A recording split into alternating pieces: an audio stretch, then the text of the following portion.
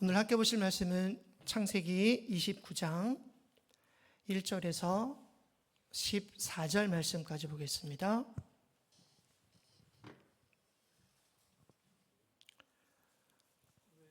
창세기 29장 1절에서 14절 말씀입니다. 제가 가지고 있는 성경 구약 페이지 41페이지가 되겠습니다. 한 절씩 교독하시고 14절 말씀만 합독하겠습니다. 야곱이 길을 떠나 동방 사람의 땅에 이르러 본즉 들에 우물이 있고 그 곁에 양 셋 떼가 누워 있으니 이는 목자들이 그 우물에서 양떼에게 물을 먹임이라.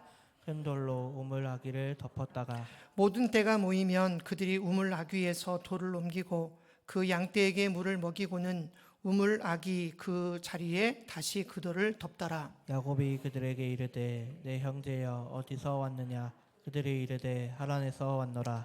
야곱이 그들에게 이르되 너희가 나홀의 손자 라반을 아느냐. 그들이 이르되 아노라. 야곱이 그들에게 이르되 그가 평안하냐. 이르되 평안하니라. 그의 딸 라헬이 지금 양을 몰고 오느니라. 야곱이 이르되 해가 아직 높은즉 가축 모일 때가 아니니 양에게 물을 먹이고 가서 풀을 뜯게 하라. 그들이 이르되 우리가 그리하지 못하겠노라.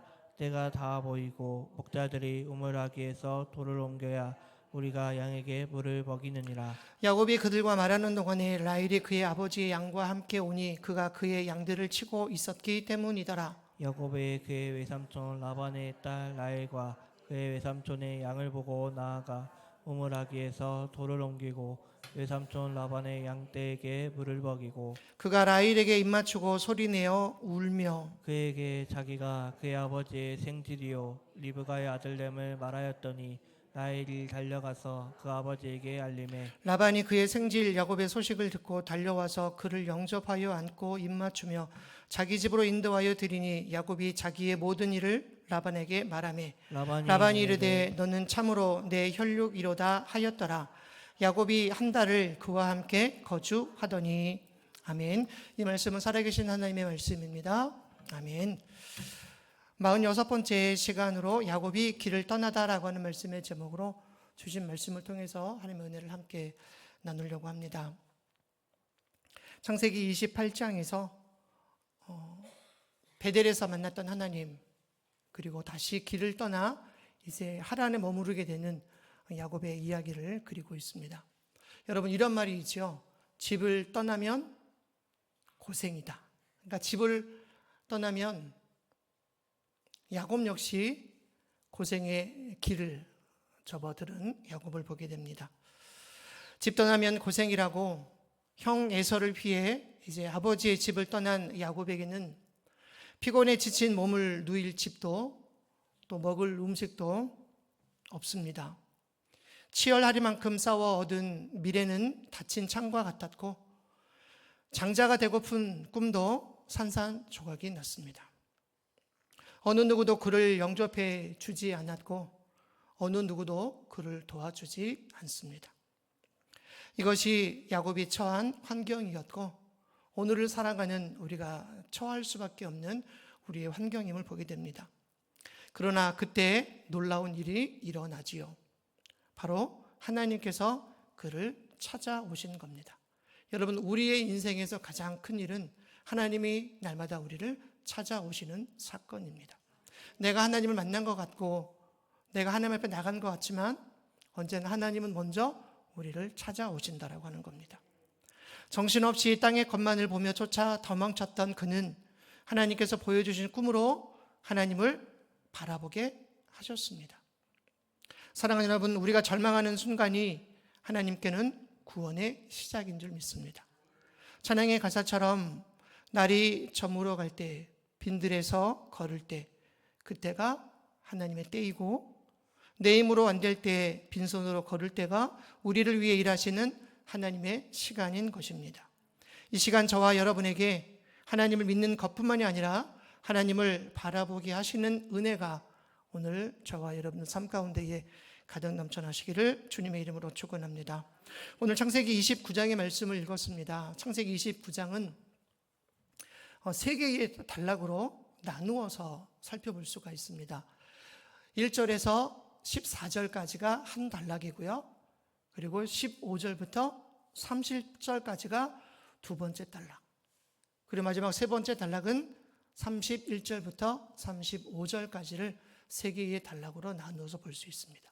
먼저 1단락은 이제 베델을 떠나 하란에 머무르게 된, 그리고 우연히 머물렀던 우물에서 라헬과 라반을 만나게 되는 사건. 이것이 1단락의 주요 내용입니다. 2단락의 내용이 뭡니까?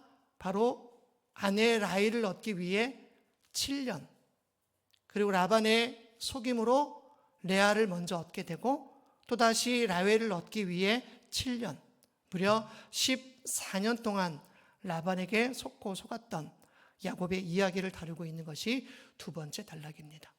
그리고 마지막 세 번째 단락은 두 명의 아내와 또 두 명의 여종을 통해서 자녀들을 생산하는 사건.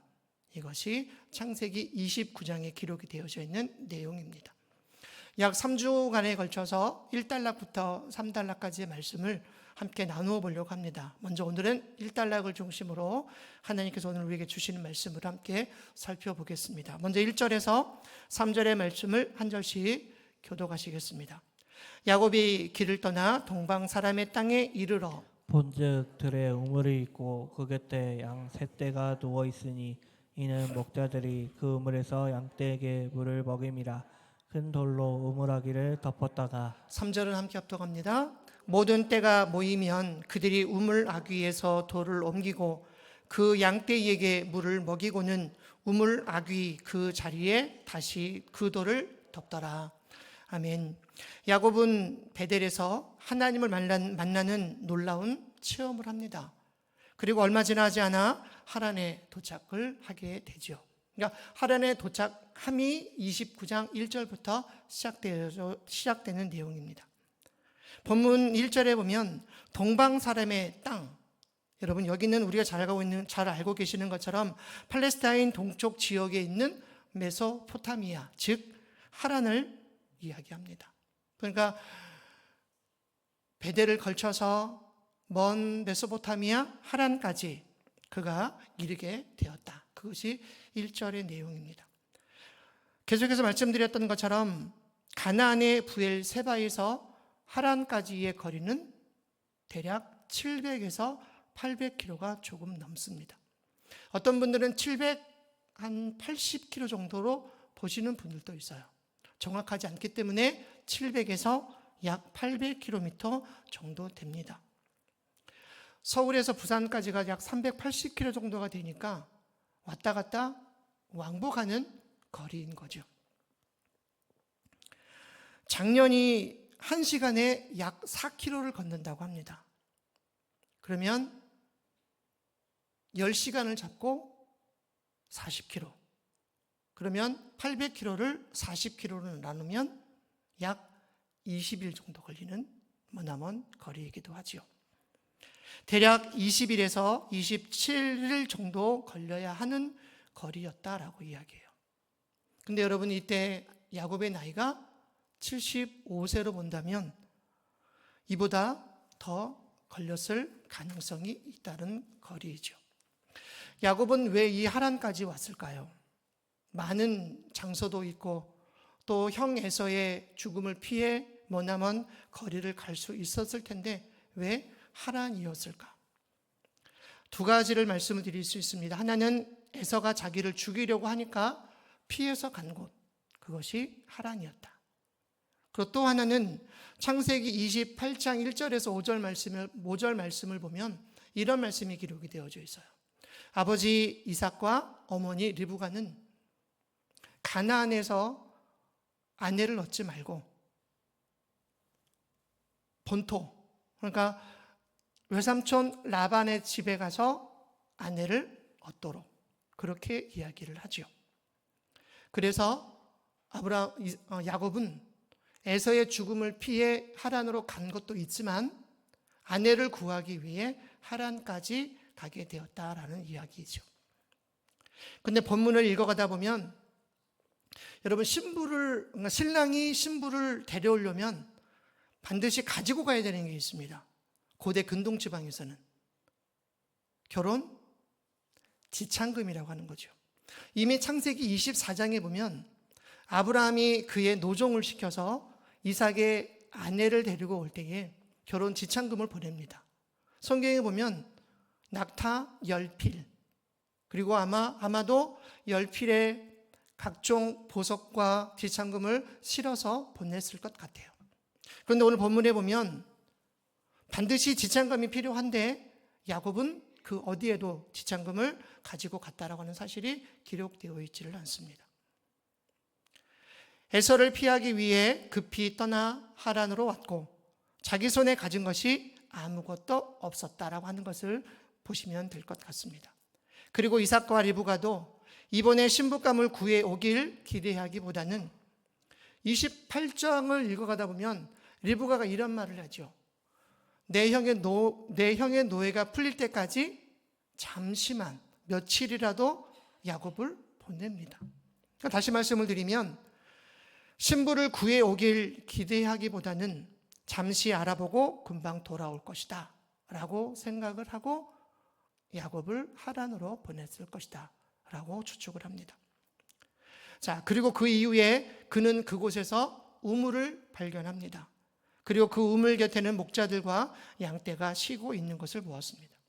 여러분, 지난번에 말씀드린 것처럼 고대 근동지방에서의 우물은 귀한 재산이었습니다. 특히 목축을 하는 사람들에게는 절대적이었던 것이었죠.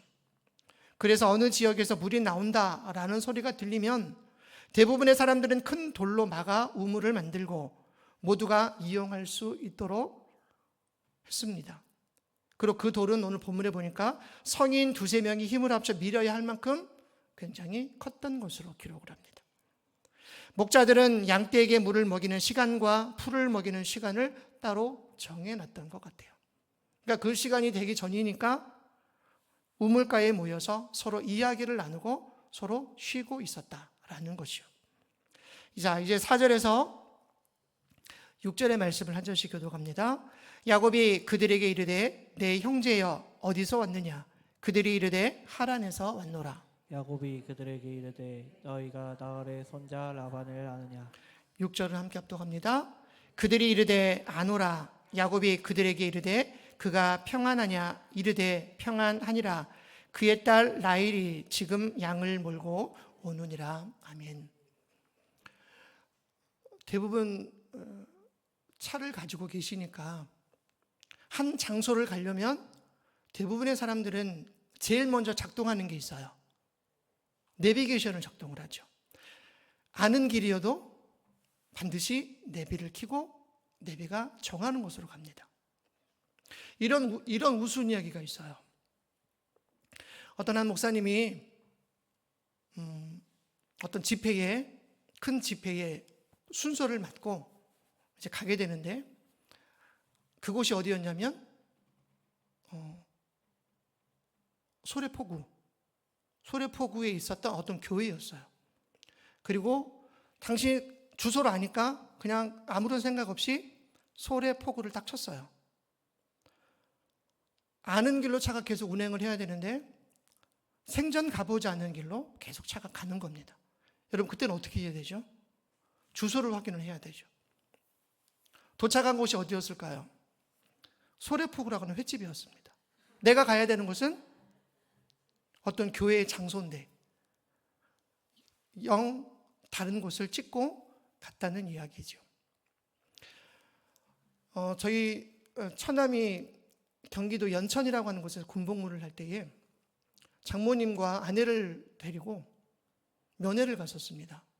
근데 그때는 내비게이션이라고 하는 것이 없었기 때문에 손에 들려 있는 것은 지도였어요. 그래서 며칠 전부터 지도를 계속 유심하게 쳐다보고 헤매지 않도록 바른 시간 안에 갈 수 있도록 그렇게 준비를 했습니다. 근데 막상 길을 가니까 처음 가는 길이었고 낯선 길이었어요. 장모님은 새벽부터 떡을 만드시고 또 맛난 음식을 준비해 가셨습니다.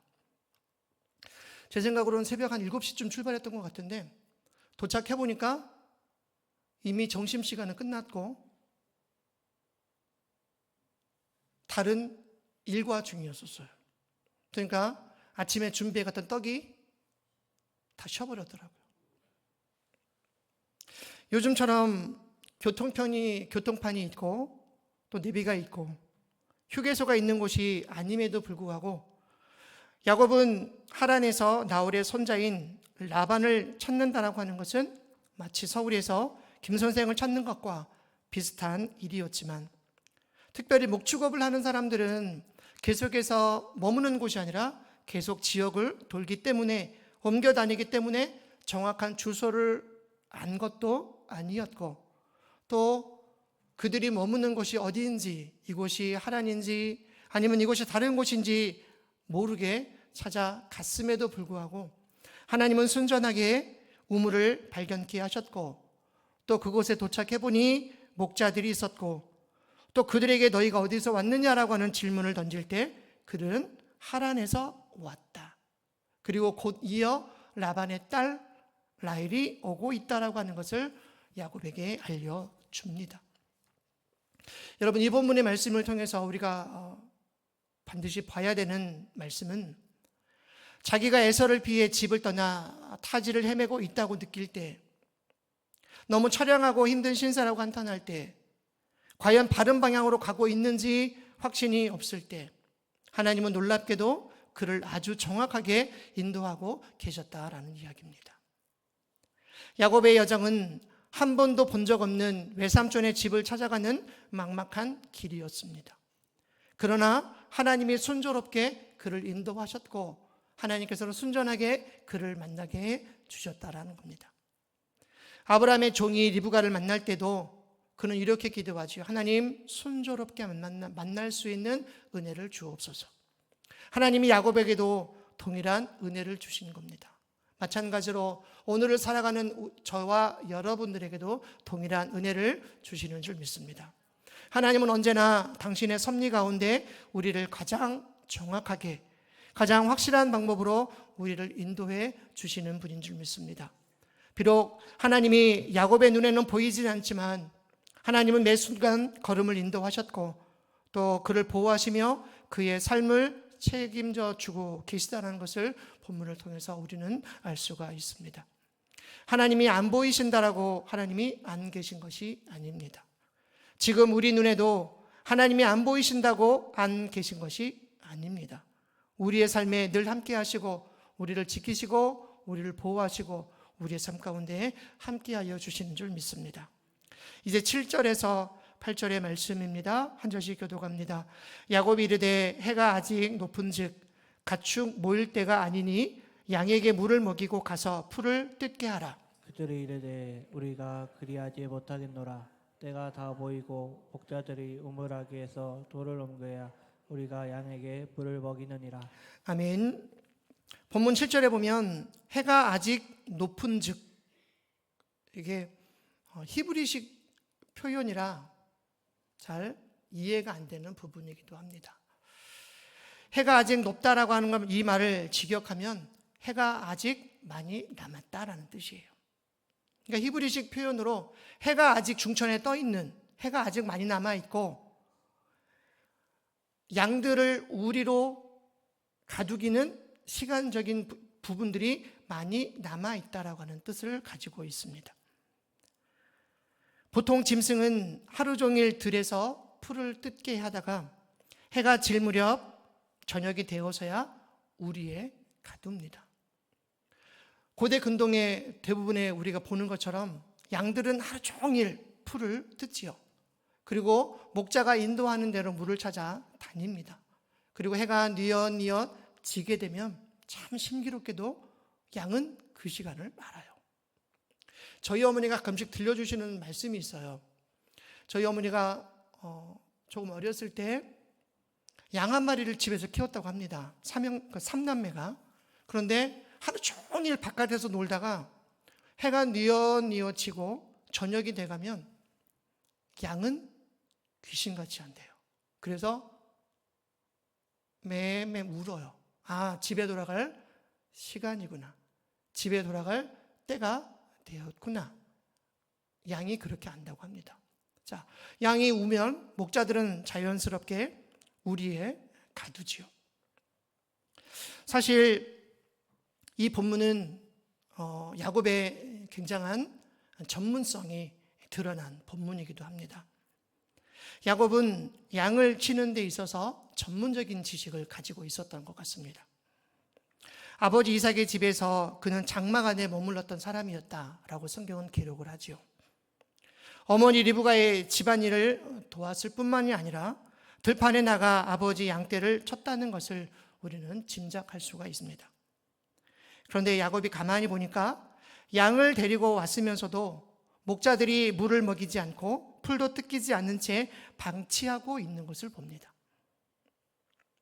자기 생각에는 이럴 때 풀이라도 좀 먹이고 물을 준다면 양이 살을 찌고 금방 토실토실해질 텐데 왜 가만히 있을까라고 하는 모습을 보게 됩니다.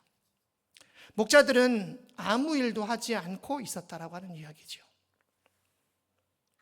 언뜻 생각하면 이렇게 생각할 수가 있습니다.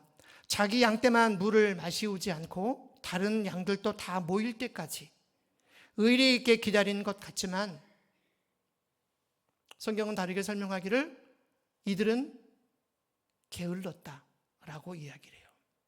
여러분, 그 목자들이 왜 게을렀을까요? 자기의 양이 아니기 때문입니다.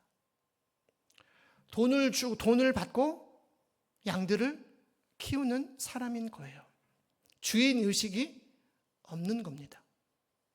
그냥 사람들이 모여서 양에게 물을 먹이고 또 그 양을 치는 것이 고작 그에게 주어진 일들이었기 때문입니다.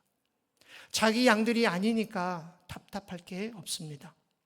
그래서 물 먹일 시간도 되지 않았는데 먼저 양을 몰고 와서는 다른 사람들이 와서 돌을 치울 때까지 놀고 있는 그들을 보게 되는 거죠. 사랑하는 여러분, 교회 일을 할 때에도 또 집안일을 할 때에도 우리들 마음 가운데 가져야 되는 것은 바로 주인 의식입니다.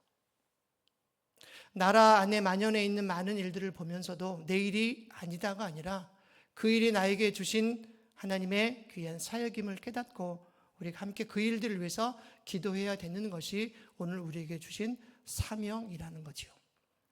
그런데 이 목자들은 자기 양이 아니니까 답답할 게 없어요.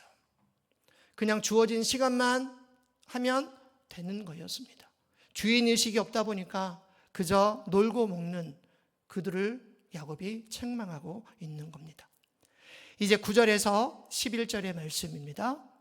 한 절씩 교독합니다. 야곱이 그들과 말하는 동안에 라헬이 그의 아버지의 양과 함께 오니 그가 그의 양들을 치고 있었기 때문이더라. 야곱이 그의 외삼촌 라반의 딸 라헬과 그의 외삼촌의 양을 보고 나아가 우물하기에서 돌을 옮기고 외삼촌 라반의 양떼에게 물을 먹이고 11절 함께 봅니다. 그가 라헬에게 입맞추고 소리내어 울며. 아멘.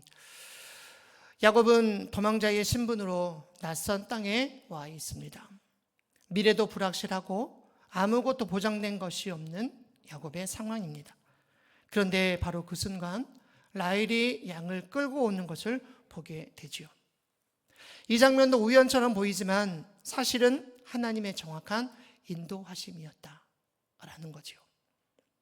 야곱이 찾아간 것도 아니고 시간을 맞춰 간 것도 아닙니다. 하나님께서 이미 준비해 놓으신 만남이었다고 하는 겁니다. 지난주일에 말씀을 드리면서 말씀의 키포인트는 만남이라는 말씀을 드렸습니다. 여러분, 우리의 만남은 결코 우연이 아니라는 거죠.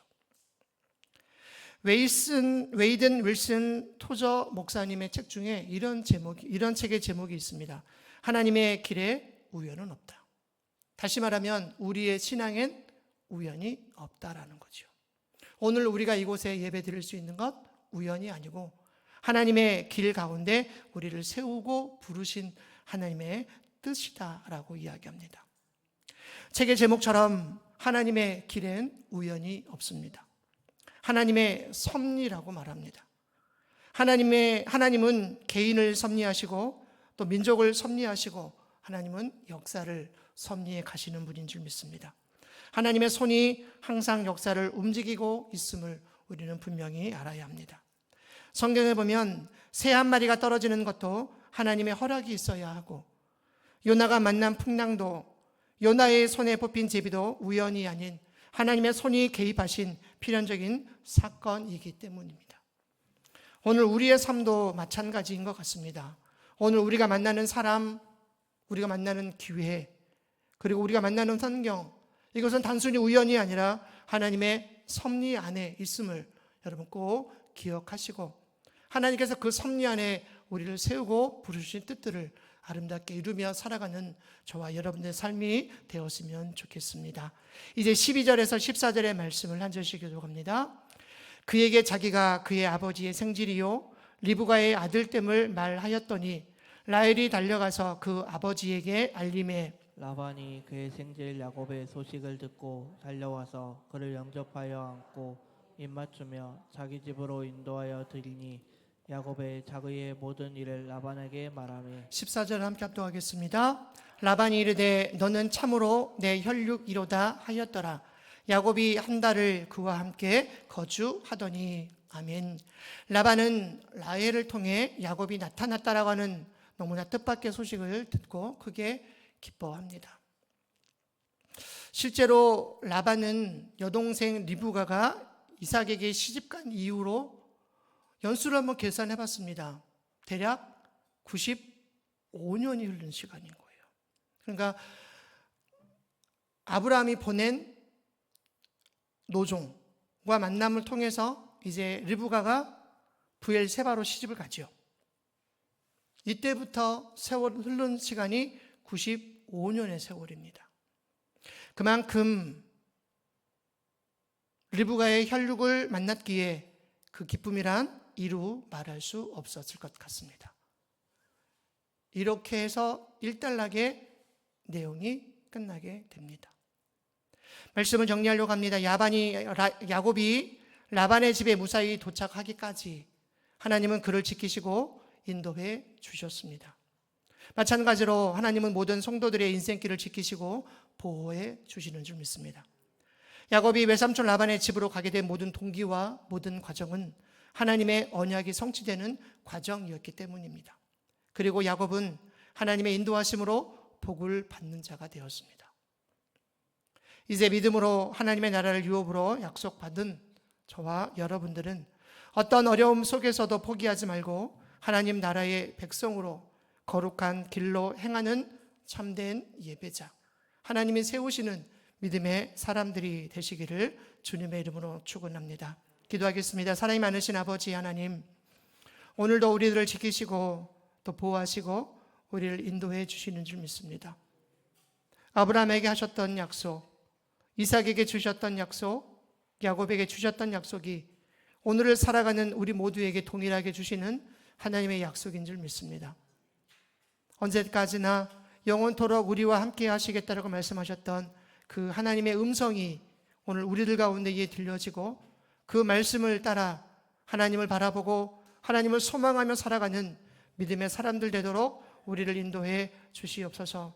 우리 시간 계속해서 말씀을 생각하며 함께 기도하며 나아가기를 원합니다.